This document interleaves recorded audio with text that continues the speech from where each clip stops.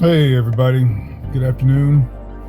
My name is Richard Henderson and I am the principal member of Superior Henderson LLC, a real estate investment firm that I started about 6 years ago.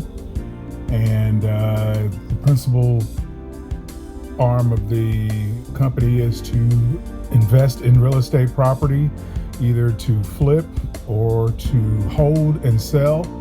And I thought today I'd do a video log of a property that I just recently purchased.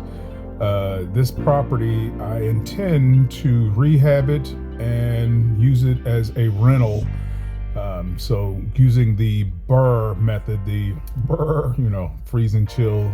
BRRRR is an acronym, BRRR, which stands for buy, rehab,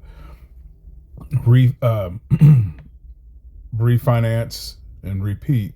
Buy, rehab, rent, refinance, repeat, however you want to put it. But usually what you do is you purchase the property, you rehab it.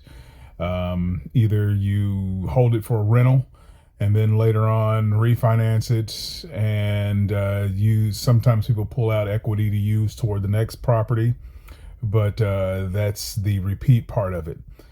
This property I purchased last Tuesday here in Louisville, Kentucky area. It's down in the Portland area. This property is it's two buildings on the property, a multifamily building and then a structure that can be converted. It's going to be converted into a house. I bought the whole entire parcel, which both buildings sit on the same parcel. I bought the entire parcel for $60,000. And I also secured financing for another $200,000 to use toward the rehab and construction of the property to make it a livable property for both units. The total finance was the total asking finance, the total amount that I went to the bank for was $260,000, $60,000 to cover the purchase, $200,000 for rehab. I had to put $52,000 down, which is money that was in the company cash reserves for the down payment. So I'm still I'm a new investor, by the way. I've only been in this for 6 years, so still understanding the ropes and still learning. So I still got a lot to learn, but I'm still trying to find that 100% finance deal and develop that skill set. So right now I'm still using my own money, as they say, to finance these deals, but it wasn't money out of my own personal income, my own personal household. There were some tricks that I used to get the money, not tricks, but methods that I used to get the money necessary for the down payment, which I'll discuss later on in later videos. But for the time being, I purchased this property for $60,000. So the property was listed for $79,000, almost $80,000. It had been on the market for over 60 days, and I came along and offered the guy 60, and he took it. After the appraised value, and the appraised value is after the assumed what they call the ARV, or the appraised after rehab value, is 275. Now, of course, we're going to get more than that, and then with appreciation, and then if we rent it and lease it out, we're definitely going to get more than that. But I'll show you the property here, but the financing was easy. There's a couple of things you got to have in your ducks in a row, and you have to understand some terminology. But I went to the bank and asked them for a total of $260,000, which 52 of it was my down payment. And when you're doing investment property, you have to put down 20%. So that's why it was 52,000. 20% after closing costs, et cetera, came out to about 52,000. So total that I'll have to worry about is $208,000. And how the deal works is the bank that I went to gave me a construction to perm loan, which is 6 months free interest. Well, actually, the interest will accumulate for 6 months, but I don't have to pay anything for 6 months. So my contractors have 6 months to get this property converted and built out and fixed and rehabbed. Then after 6 months, the loan comes due, the total comes due, the remaining $208,000 comes due, and any interest that accumulated within 6 months is tacked on to the top of that. So hopefully they'll get everything done within 6 months. After 6 months, I will refi this loan. Number one, you purchase a property in Kentucky, you still have to wait 90 days before you can refi anything or resell it.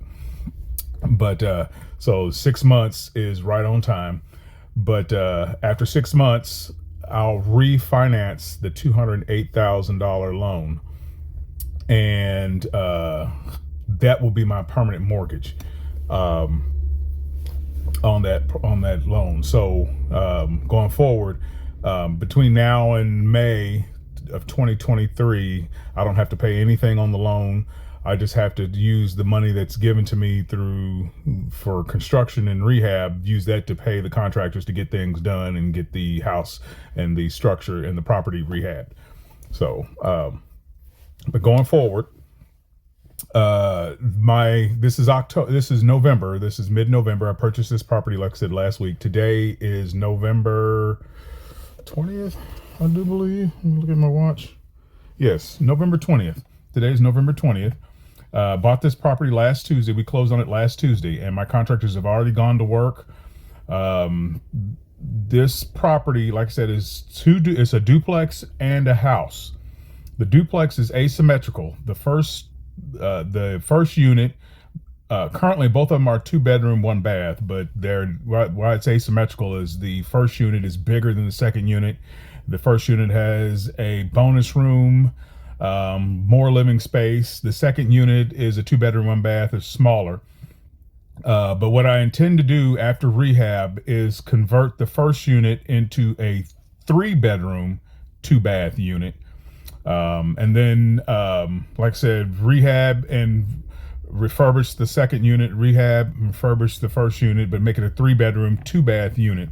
And then the structure the other structure that's on the property used to be a house, but it's been completely gutted. So what we're going to do is we're going to finish out the house, frame up the interior, and make this a 3-bedroom, 2-bath house. My exit strategy, like I said, I'm going to use this. I'm going to rent both these pieces of buildings out. Both these buildings I'm going to rent out once they're complete. Or I could split the parcel in half and divide the parcel up into 2 pieces and sell the house once it's finished. And I probably anticipate I could probably get at minimum, I can get $150,000, $180,000 for the house after it's finished and done. In this area, I can easily get $180,000 for this house. 3-bedroom, 2-bath. Total square footage of the house would be, after said and done, about 1,500 square feet. The duplex total square footage right now is about 1,900 square feet. After we finish with the rehab, it's going to be about 2,000 square feet total, and the first unit will have 1,300 square feet. The second unit will be about 750 square feet. Okay. Gross income. Should I choose to rent this and keep this as a rental? Gross income for the duplex would be about $2,100. Gross income for the house about $1,350. So that together gives me about $3,200 gross income for the property. Now remember, I'm financing $208,000 plus interest, 6 months interest on top of that. So we're anticipating about $215,000 is what I'm refining when I go to refi this 6 months now. $215,000 at 7% interest rate. Now, at this particular time, interest rates are hovering anywhere between 6.5 and 6.7 for the rate right now. And currently, as of now, the interest rates are dipping back down. Now, they have been rising, and that's the one thing that's got me concerned and worried is the interest rates when I get ready to refi this. But for a investment property, now I do commercial loans, number one, so they don't show up on my personal credit report. And if something happens and I need to get out of this, it doesn't impact my personal score, my personal credit report, and my household. I do commercial loans, and commercial loans, unless it's a true piece of commercial property, which is anything 5 doors or above, you have to finance at amortization, big word, at 20 years. Okay. So 7% interest rate, financing $215,000 over 20 years is roughly $1,600 a month is your mortgage payment. So like I said, the gross income on this property is about 31 to 3,200. We'll just say 3,100 just to be conservative. 3,100 gross income. Your debt service is 1,600. So you're still about $1,500 a month net income after the debt service. Now, operating expenses for this property, should I keep it as a rental, I'd have to pay for lawn maintenance, which means someone had to cut the grass twice a month. Shared utilities for the duplex, which is just a water bill, because the beautiful thing about this property, it is 2 buildings, but there are 2 water meters, one for each building. So if I rent out the house, I don't have to pay any utilities because it has its own water meter and it has its own electric and its own gas meter. So the tenant would be responsible for all utilities. If I rent out the duplex has its own water meter, but the water meter is 2 units, so I would have to be shared water. So I'd have to pay the water for the duplex. So the only utility I would have would be any shared water. And I do see a standalone light post in the backyard of the duplex. So there may be a separate electric line, so I may have to pay some standalone electric for that. So anticipated utilities for water bill, shared water bill on one duplex, is probably going to set me back about, I'd say, $150 for the water a month. So you're splitting up $75 per unit, $75 a month per unit on the water. Okay, so as far as operating expenses, you have the lawn maintenance, shared utilities, taxes. Now remember, property taxes is only based on the sale, which is the sale price was $60,000. So property taxes for $60,000 is roughly $40 a month. So the property taxes, the insurance. Now the insurance is that is right now, I don't know how much I'm going to be paying on insurance. After it's all said and done with, I'm anticipating for the duplex probably $150 a month, for the house probably $100 a month. So we're looking at $200 a month spread out over both units, both buildings. So those are the shared utilities and property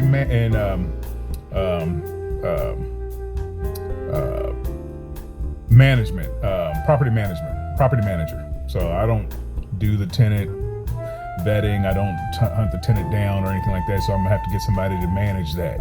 And so that's 10% of the gross income that's collected. So in this case, like I said, if the gross income collected across both buildings is $3,100, I'm gonna be paying about $310 a month for property management.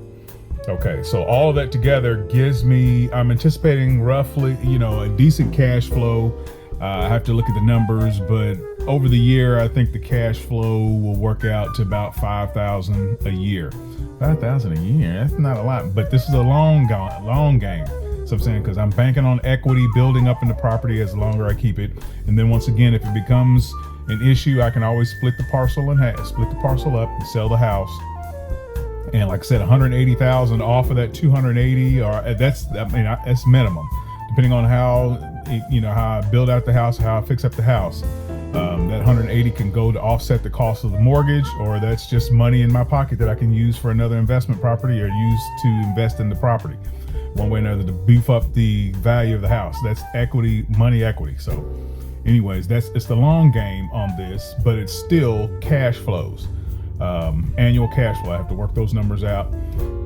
But nevertheless, this to me was something I thought would be a good deal, something I couldn't pass up. So I decided to invest it. So that's where we are on this property. I'm going to show you the property as I get out of the car. I'm sitting in the car right now outside the property, and walk you through the premises to show you what all we have. So let me get my keys and we can get ready to go. Get out the car, and hopefully when we get in here, show you guys what my contractors have done so far.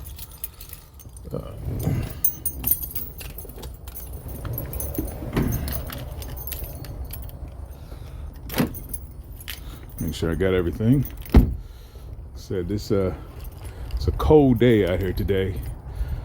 For some reason, the winter is started early. Winter came early for House Henderson. Little Game of Thrones reference there, but all right, let me set you guys on to what the property looks like so far.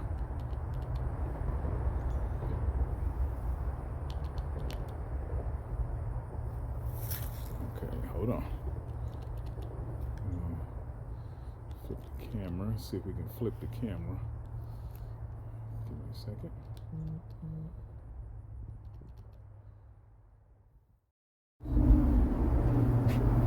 Okay, all right, let me start over again here. This is the front yard, and I'm gonna turn this around so that you guys can see. There's a sun right there, so hopefully the flare won't. All right, now here's the duplex. Here is the duplex. I'm just gonna walk on the outside of this thing. Over here is the structure that will be the house. Now, sorry about the sunlight, guys. It's a lot of the sun angle here, so let me see if I can step into the shadow so it doesn't give too much of a glare here.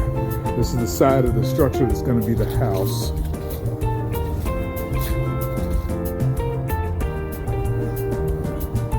There's the street front, neighbors in the street, houses down the street. Now the houses are pretty close next to each other here. Here's the front of this house. And it looks like a shotgun design, which we can still make do. In this area, this is the design. That's my neighbor. She's got her fence butted right up against the side of the house, but I do have permission.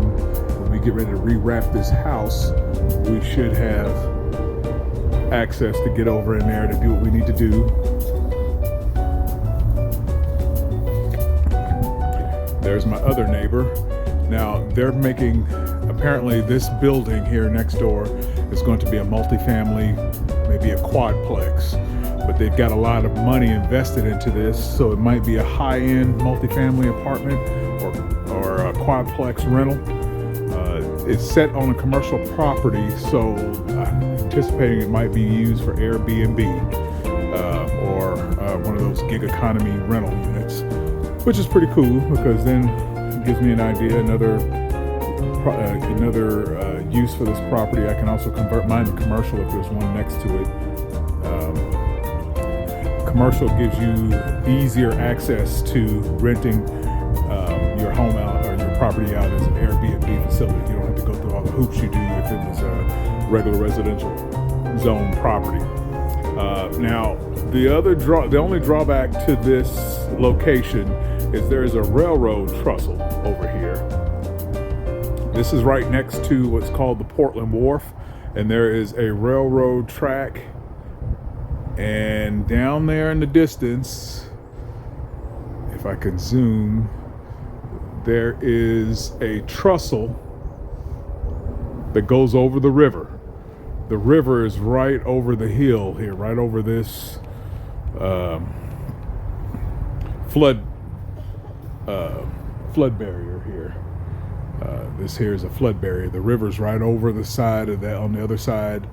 And if we got time, I'll walk you over to show you, get video of it over there. But I'm trying to do a video vlog here, so bear with me here. This is not as polished as you see everyone else's video vlog. This is my first video vlog, and I'm going to show you step by step, day by day, of everything that I did for this property. Like I said, we purchased it last week, so my contractors have just now started. I'm going to walk toward the back here, and hopefully I can keep the sun out of your eyes as we walk.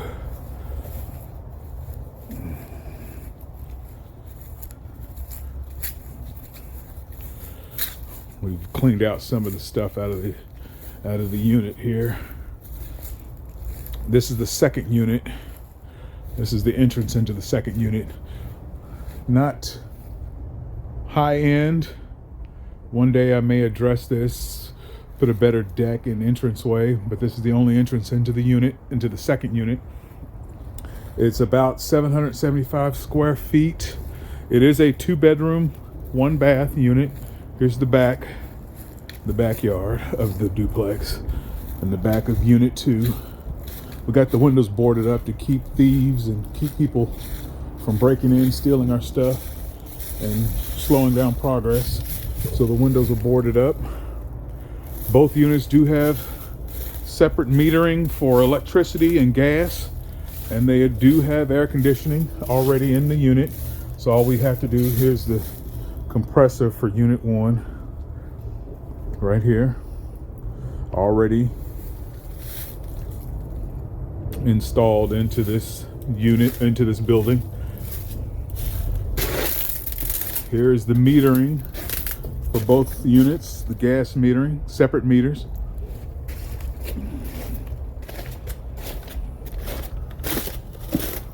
This fence line is mine. Here's the compressor for the air conditioning compressor for unit 1. Like I said, this fence line is mine, really. The fence line that goes along the side, it's my fence, my responsibility, but it's tied into my neighbor's building. And this building here, I can tell it's going to be high end because of what they've done to the exterior, the type of gutters they have in downspouts. These are high end gutters and downspouts. So they've put a lot of money into this building, exterior wise, and what they've done with the tuck points and the crown molding and how they've wrapped that and how they've wrapped the windows and everything. This looks like they're putting a lot of money into whatever this building is going to be. It's not just a cheap paint job and exterior job. They put a lot of money into it. Now here is exterior dual, electric meters, dual meters here for this. So individual metering for electricity. So I got 2 meters for that. And I can tell it's going to be residential because I see dryer vent. There's top floor dryer vent, and then there are bottom floor dryer vents on this building. So it's going to be residential, whatever it is. Wash and dryer hookups. So whatever they're doing, they're putting some money into it. Okay. And then this is this side of my building here. So individual metering for electricity, gas, and there's a water meter. I got to find the water meters on the property, but there are 2 water meters, one for this house, one for the house here, and one for the duplex. Now, because there's one in the duplex, it's not an individual for each unit, it's just one for the whole building. So I know I have to pay the shared water.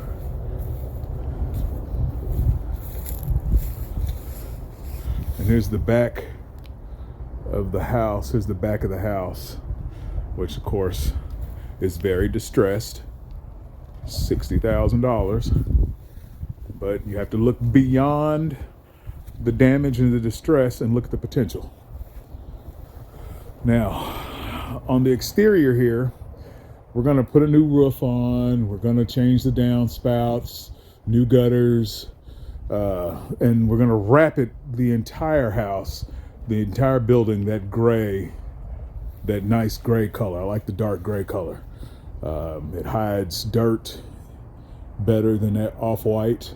And we're going to wrap all the windows white, and we're going to replace most of the windows here. Some of these windows need to be replaced. They're old lead-based or lead-painted windows. And of course, if you're going to rent this thing to subsidize income, like Section 8, they do not want you to have those type of windows. They want you to have windows that don't have lead painting around them and stuff like that. So new windows are probably the norm. Okay, so now let's go on inside the duplex here, show you what we got, what kind of work is ahead of us, and what we're trying to do. Okay, all right. The first thing I had to do after I secured the property, after I secured the purchase of the property, was to get the utilities turned back on. Unit 2 did not have electric. They took the meter off, so apparently the person that was, or the tenant that was renting out Unit 2 with the previous owner, got behind on their bills to the point where the electric company came out and took the meter off. So I had to get the meter put back on. We had to restore electricity to the building and gas and water. So what you hear right now, fortunately, thankfully, is the HVAC working in Unit 1. The furnaces, the gas furnace is kicking in and working. So that's good. The next thing I did is I had them come out and check the mechanicals. They said that the mechanicals, the HVAC looks good in both units. My plumber is going to come out and check the water heater. The water heater looks good and they look fairly new. Well, let me take that back. The water heater is 2009. So usually water heaters are supposed to last 20 years, 15 to 20 years. 10 years is when you start to have problems. But these water heaters look fairly new, look like they're in good condition, so I'm not going to replace them as of yet until my plumber comes out here and checks them out. And then if we need to, we'll put them in. You know, I have, like I said, I have some contingency in my loan, which I'll go into detail on that before we move further, so I can let you guys know exactly what I did. I said $200,000. A lot of people said, wow, that's a lot of money.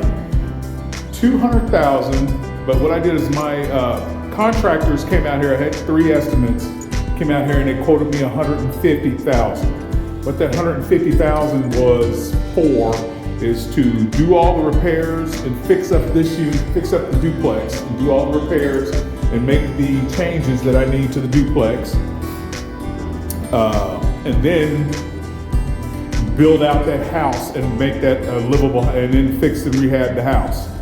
So $150,000 to do both buildings.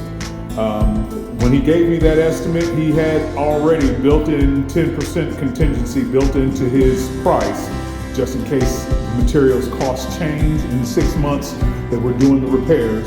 And then on top of that, I put in another 20% contingency on top of that for his changes. And then I put in 20%, another additional 20% for my own, just in case we got into something else. Like we found out when we first started, when we tried to get the plumbing, the sewer looked at, we found out that one of the sewer lines may be clogged, and we're going to have some, may have to do some digging. If we can get the city to do it for us because they're in the area doing sewer work, we might be able to get it done for free. But worst case scenario on that is a $10,000 repair, because we have to dig underneath, which that automatically requires backhoes and special equipment. So we're looking at about $10,000. So I do have that figure, a contingency figure into the loan, which bumped it up to about $200,000. However, I did forget, and this is something I keep forgetting, I forgot to put appliances into my contingency, the cost of appliances. There are 3 units here. There's the duplex and the house. And in the duplex, I will need a refrigerator and a stove for each unit, and refrigerator, stove, and perhaps a dishwasher for the house. So that's right there. That's about $4,500 worth of appliances if you figure $1,500 per unit. And I know that's a little on the high side, but like I said, this is contingency price just in case the price goes up before you get a chance to secure it. So it's $4,500. So right now it's a potential of $1,500 already smoked up. If I have, if we have to deal with that digging underneath to fix the sewer line, and my contingency on the appliances. Also, I forgot to include the fence. I forgot to include the fence line in there. I'm gonna have to add some fencing and repair the fence line that you saw back there in the back. That right there is another $4,000 to $5,000 job right there. So right now I'm looking at about $20,000 out of the $50,000 buffer that I had in there, that if worst case scenario, if we have to deal with that. Okay, back to the unit here. Let's start. I've been walking around here talking too much, but here we go. Came in through the front door, and this is the hallway going down to the rest of the unit. To the left here is a bonus room that we're going to convert into a bedroom. Apparently they must have used this as the common area living room space, because I see on the wall here is a TV bracket, which they probably mounted a big screen TV. And then we have these weird Ethernet connections here. So there's a possibility that they use this as a common area living room, TV, den area. I don't like the way this is structured like this. So what I'm doing is I'm convert this to a bedroom, and it's big enough to where all I have to do is just build out and bump out a closet on this wall here. In Kentucky, in order for it to count as a bedroom, you have to have an egress window and a closet. So we already got the egress window over here. And then we'll have the closet in here. So this will be bedroom 1 once it's done. Go back down the hallway. Okay, over here is bedroom 2, which already has a closet in it. This currently is the first bedroom. It's already got a closet in it. This floor is in horrible condition.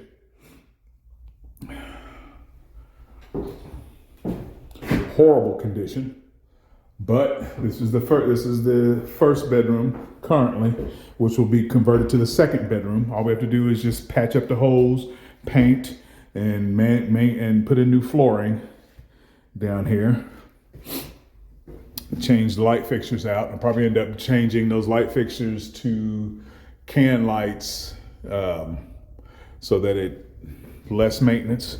But they've already the previous owner started to do some rehab on this after the tenant moved out, I guess. And he started putting tile down. It's looks like a 1/4-inch thick tile, which he gave us the information on where he got it from so that we can go and buy remnant enough to finish out the flooring. This is nice, thick tile. I like it. Tenant proof.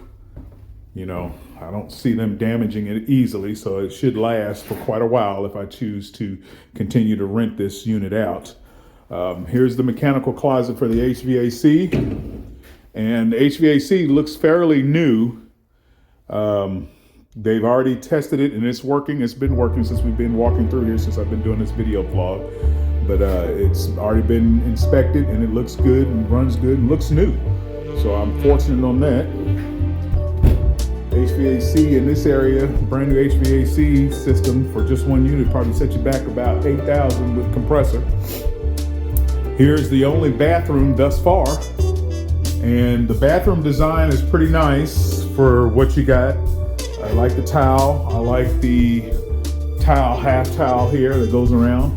This is nice, tenant proof. I don't have to worry too much about replacing flooring or anything like that. The toilet looks fairly new. The vanity looks fairly new. It looks nice. I may end up changing this out to a medicine cabinet instead of just a mirror on the wall. And I do it in the mirror, in the window. All right. There is no closet in this bathroom other than this storage here along the wall. Catch it right here. But they did a poor design or poor craftsmanship on this. So I'm gonna have them redo the shelves, make the shelves look nicer, redo this door. This door just looks like, hey, I just throw this up here just to say there's storage in the bathroom. Looks terrible. Okay. The only other issue wrong with the bathroom is the shower and tub was not installed properly.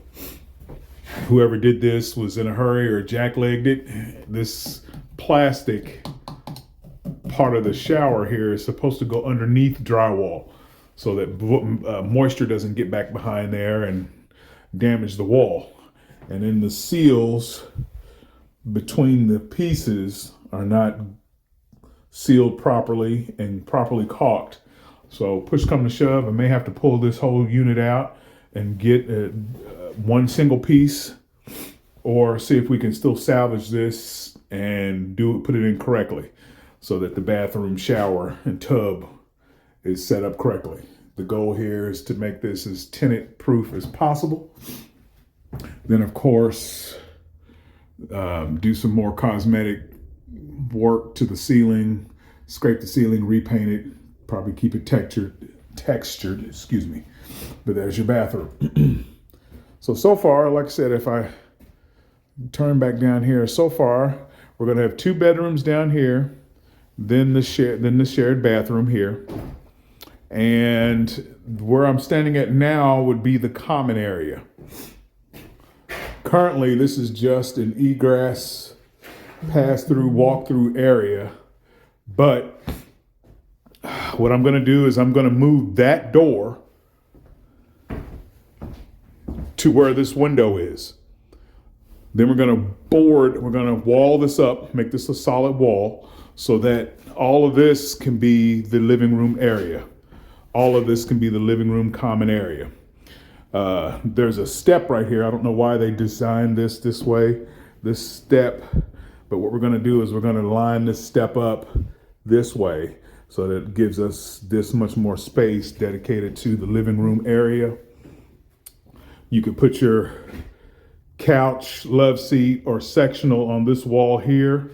And if this was walled up, no longer a door sitting here, the door's gonna be on the other side. But if this is walled up, you can put your big screen TV right there. And then of course, you come down the steps. These steps lead up to what would be the 3rd bedroom upstairs. And my intention here is to wall in this window. Still debating on that right now. Trying to see if it's aesthetically pleasing enough. I have a problem with this window being right here. I feel that if somebody was taking furniture up and down the steps or whatnot, there's a good chance they could break that window. So if I took the window out and just wall it up, it would also keep glare off of the big screen TV that's going to be mounted on the wall if you choose to use it like that. Plus, if I have enough lighting, right now the lighting that's in the ceiling here is dull. But if I put a big enough light up here, enough lighting in this area, this will be sufficient for a nice, cozy living room area or common area. When and adjacent to the kitchen. Here is the kitchen. Let me turn on some lights in here so we can see. Here is the kitchen. And right now the kitchen is small as far as not enough room to put a table. So what we're gonna do, this is your laundry and wash and dry hookups. What I'm gonna do is I'm gonna move the wash and dry hookups down to this cubbyhole area right here. Once again, take all the wash and dry hookups out of this section and move them down to this section, close it in.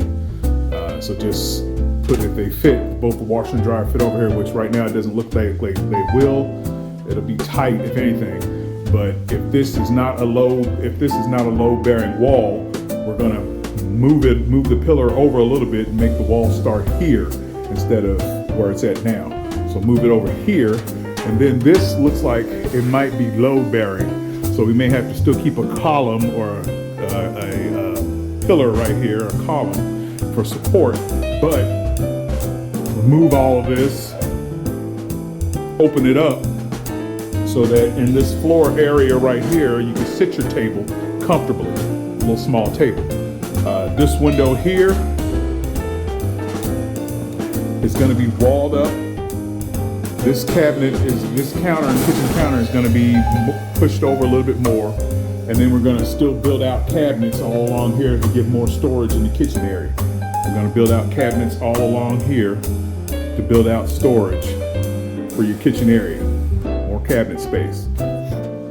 Now, right here, stove goes right here, and the refrigerator goes over there in this little corner right here. You can see where they already had it. It's still going to sit there. Still plenty enough room for the refrigerator to sit. We just need to make sure that there's a water spigot over there so they can have ice trays and water, an ice maker and water, if they want to use that type of refrigerator. But so far so good.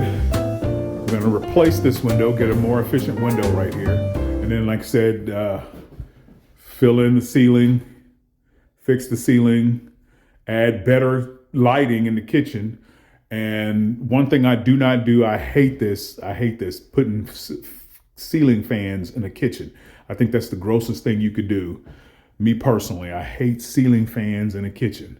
Well, what do you do about the smoke and heat and stuff like that? Open a window, use your hood. But I hate ceiling fans because grease accumulates on those blades and it's just the nastiest thing to ever have to deal with. So I'm gonna get some decent lighting up in here, whether we make one solid unibar light fixture that goes across the ceiling, or do some track lights or some can lights in here to make it attractive looking. But that's the kitchen. And then let me move on. We're going to go upstairs. Now here's the other. Whoever did this or started working on this or built this out did a horrible job of design and finishing out, which probably made the price easier. I should have negotiated down a little bit further. But you can see that this was poorly done as far as the overhead going up the steps. And then there's this access panel, which we have no idea what this is for. But at least you can get into there and you can see that they didn't have any consideration on finishing this out stylishly. Ugh. You can smell cat piss up here. Somebody had a pet in the bottom unit and the second unit, and the stench was so raw that it came up into this one. So all this carpet's got to be ripped out because you can still smell it.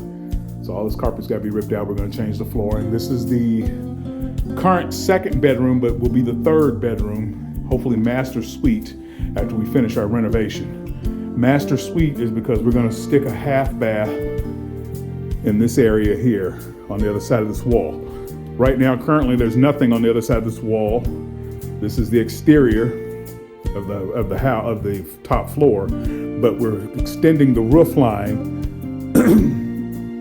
further back which will open up more space behind here. And since we're over the kitchen, we can tie into the existing plumbing from the kitchen to put a half bath, or if we got enough space, a full bath up here. Hopefully we have enough space for a full bath. So being that when that's finished, this will be a 3-bedroom, 2-bath unit, approximately 1,300 square feet.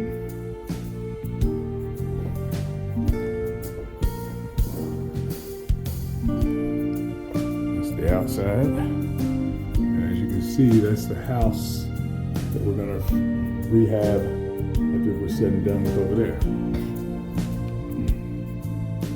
Once again, you gotta look past the distress and look at the potential. You can see that. It'll help you stomach some of these deals that you're gonna make.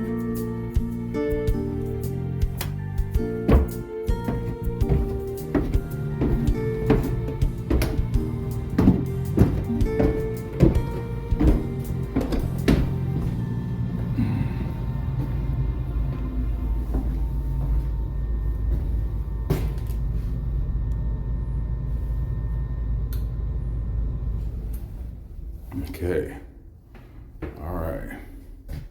Now let's move on to unit 2. Just want to show y'all, so again, move on to unit 2. Okay, I'm back. I'm gonna try to do this with having some more technical issues here, but let's see what we can do here. All right, so real quick, I'm in the kitchen of the second unit. And like I said, once again, what I love about this duplex is all the mechanicals are in their separate access, easily accessible. They're not in a crawl space, not down in a cellar, not in a joint bedroom, not joining a bedroom, or you have to get access into someone's bedroom just to get to the mechanicals. No, they're all here, easily accessible in their own cubby hole or own closet, mechanical closet in the unit. So if I send an electrician to fix, or an HVAC guy to fix the HVAC, I don't have to have him worry about cutting off power to the next unit or having to get down into the second unit just to get to the first unit's mechanicals. Okay, but this kitchen here is fairly nice size, enough area to put a kitchen table. I'm gonna get rid of that window right there because there's a storage shed that's attached to this unit that will be accessible for the tenant in this unit only. And if you can see the window, I mean those lines of light there, that's because the shed, of course, is not solid, not sealed, hermetically sealed or anything like that, or weather sealed. That's just a shed out here. But I don't understand why there's a window here. That didn't make sense to me. So I'm assuming that the shed was attached later in time. So what I'm gonna do is I'm just gonna wall this up, and so it makes this area more accessible for kitchenette table and dinette. And then it's already got 2 windows back here in the back that can bring light into the kitchen area. And so when they finish with the kitchen's gonna be redone. New lighting in the kitchen. Like I said, the table will sit here. And then of course, there's your water heater. Here's the only bathroom in the unit right here. And it's a bathroom shower. Let me turn around here so we can get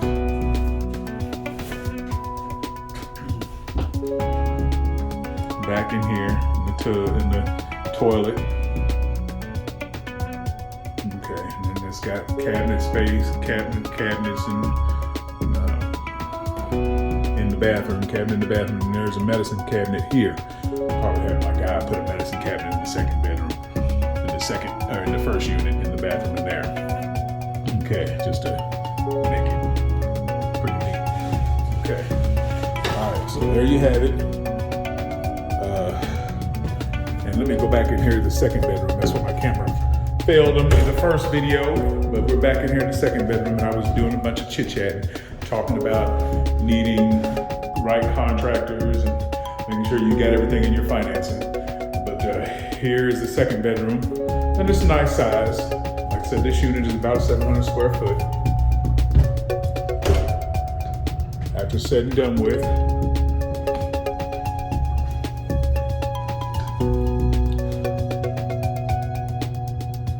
lights. lights are off. I'm not paying buku money to heat up all of Louisville for these units here. Turn off the lights in here. And there you have it. That's the second bedroom. Make sure that the heat is turned down.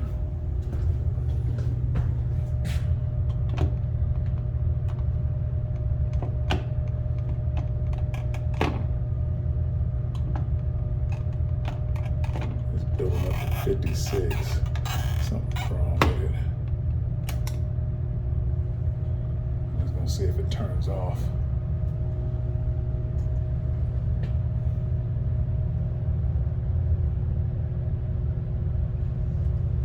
What that was for, why that was done like that. Have no idea. Had no idea what that was there for at all. So, anywho, alrighty. So close up shop. Then we're gonna move over to the third building.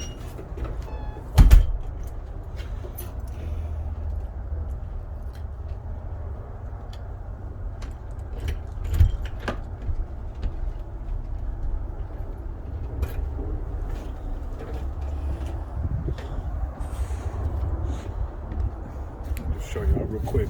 There's nothing really in this third building. There's no framework or nothing. But we're gonna make this into a 3-bedroom, 2-bath house.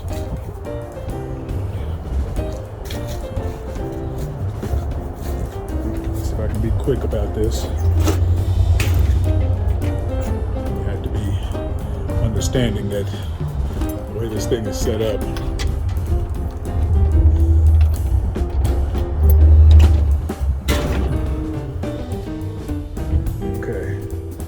this is inside the house. And I'm gonna pan down that way. Okay, so what you see is nothing but an empty slate. Flooring is gonna have to be redone. Walls gonna have to be secure in the back here. But the goal here is this will be kitchen area. This will be a dining area. We'll have 2 bedrooms. We'll have a bedroom, a bathroom, a bedroom, and a living area in this space between here and there. There'll be kind of small bedrooms, but we'll get them in there, squeeze them in there, and a bath. And then we'll have stairs that's gonna lead up to an area that we're gonna build out on the 3rd floor. The stairs are gonna be back in this area, but it's gonna lead up to a bedroom that we're gonna build up to put another 3rd bedroom and master bath up there. So once this is rented out, this and the duplex, once it's rented out, like I said, we'll probably command about $3,000, $3,100 gross income.